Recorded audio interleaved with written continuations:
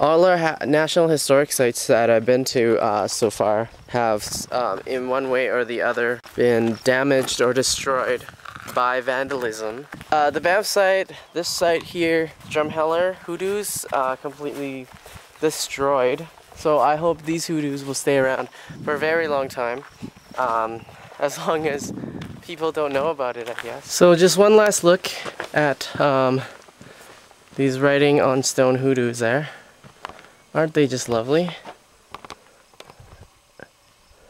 And I had to walk down that corridor there. Now I'm just climbing back up again and getting back to the parking lot. So look at that, it's still behind me there. And some more deer. So now I'm in Milk River. And Milk River, of course, is the only river in Canada that flows into the Mississippi and the Gulf of Mexico. And now I'm trying to see if I could get to the border. So I've made it to the border. This is the Canada-US border at Coutts, Alberta. And I'm here. So I'm now in the US of A in Montana. And that AMA lady said that we didn't need a passport, so I didn't take a passport with me. And then you need, but you need it, and you need to prove that you're a Canadian citizen. So I couldn't go into the States. And plus, the nearest town is super far away, so he let me know that. And there's no restaurants nearby either. So I'm just headed back to Canada with these forms here.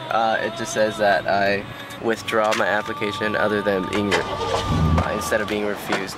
So that is the building from the US side. It kind of looks boring. And there's some little shops and things here.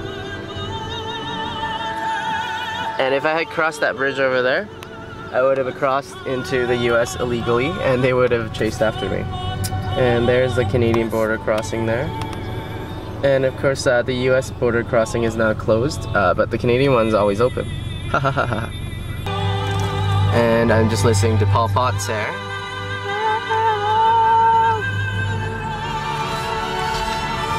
And so my hope of getting into Waterton Glacier Park there is gone now, since you can't actually go into it, regardless of whether or not it's a international friendship park or not. So I still need ID to get into that side of the park, which is sort of retarded if you think about it, because basically it's two separate parks, except it's just a name with a World Heritage icon on it.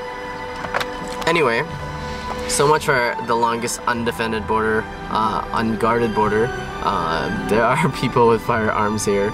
And unfortunately I won't be able to go into Glacier Park. Yes, I'm still bitter about that. Anyway, take a last look at the US flag. I will probably be 20 minutes before I get out of the States here.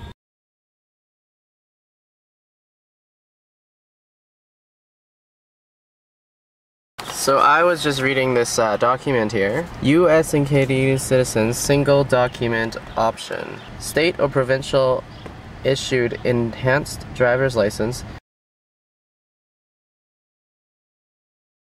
So now I am back in Canada and on the Canadian side of Coutts.